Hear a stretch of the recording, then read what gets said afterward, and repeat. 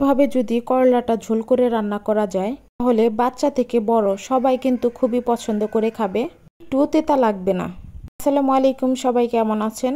আশা করতেছি আল্লাহর রহমতে সবাই ভালো আছেন। করলা দিয়ে রান্না করার জন্য আমি এখানে পোয়া মাছটা আজকে ব্যবহার করতেছি।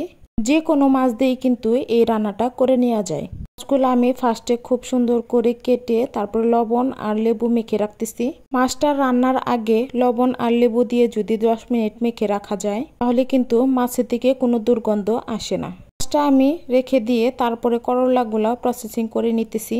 করলাটা রান্না করার জন্য আমি মাঝখানের বীজগুলা ফেলে দিতেছি। এভাবে করলা দিয়ে মাছের ঝোল রান্না করলে খেতে কিন্তু অসম্ভব মজার হয়। পরে রান্নার জন্য আমি সবকিছু একদম রেডি করে নিয়েছি। মাছটা কিন্তু আমি খুব ভালো করে ধুয়ে এর মরিচের গুঁড়া, হলুদের গুঁড়া, ধনিয়ার গুঁড়া, লবণ দিয়ে খুব ভালো করে মেখে নিতেছি। এরপরে কড়াইয়ের মধ্যে বেশ অনেকটা পরিমাণের তেল দিয়ে তেলের উপর একটু লবণ দিয়ে নিলাম যাতে মাছগুলা লেগে না যায়। পরে সবগুলা মাছ একে একে দিয়ে আমি খুব ভালো করে উল্টে পাল্টে ভেজে নেব। মাছগুলা ভাজা হতে হতে করলাগুলা আমি আরেকটু প্রসেসিং করে নেব যাতে খেতে তিতা না লাগে। এখানে আমি করলাগুলা একটু পানি আর লবণ দিয়ে ভাপ দিয়ে নিব। প্রায় 5 মিনিটের মতো জাল করে নিয়ে তারপর আমি পানিগুলা ছেঁকে নিব। করলাটা যতই তিতা হোক না কেন ভাপ দিয়ে রান্না করলে খেতে কিন্তু একদমই তিতা লাগে না। এদিকে আমার মাছ ভাজিটাও হয়ে গেছে। এরপরে একই তেলের ওপরে আমি কাঁচামরিচ, পেঁয়াজ কুচি দিয়ে বেশ অনেকটা সময় ভেজে নেব। পরে দিয়ে দিলাম 1 চা চামচ আদা রসুনের পেস্ট। আদা রসুনের পেস্টটা দিয়েও আমি খুব ভালো করে ভেজে নিব যাতে রান্নার পরে আদা রসুনের গন্ধ না আসে। এরপরে একে একে সব ধরনের গুঁড়া মশলাগুলো দিয়ে খুব ভালো করে আমি মশলাটা কষিয়ে নিব। মশলাটা কষানোর জন্য আমি অল্প অল্প করে পানি অ্যাড করতেছি আর মশলাটা খুব ভালো করে ঢাকনা দিয়ে ঢেকে কষিয়ে নিতেছি।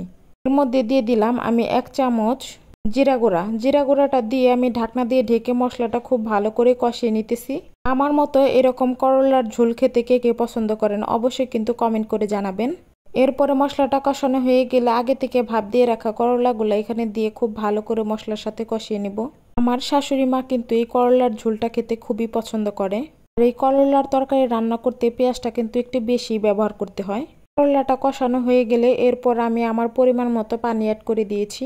ঝোলের জন্য পানি অ্যাড করা হয়ে গেলে তারপরে আমি সবগুলা মাছ এখানে সুন্দর করে দিয়ে দিলাম। মাছটা দিয়ে আমি তারপর ঢাকনা দিয়ে ঢেকে বেশ অনেকটা সময় রান্না করে নিব। আমার কাছে মনে হয়েছিল আর একটু লবণের প্রয়োজন, এর জন্য আমি একটু লবণ দিয়ে নেড়েচেড়ে ঢাকনা দিয়ে ঢেকে দিলাম। আগে থেকে যেহেতু মাছ আর করলাটা ভাপ দেওয়া আছে রান্না করতে কিন্তু বেশি একটা সময় লাগবে না।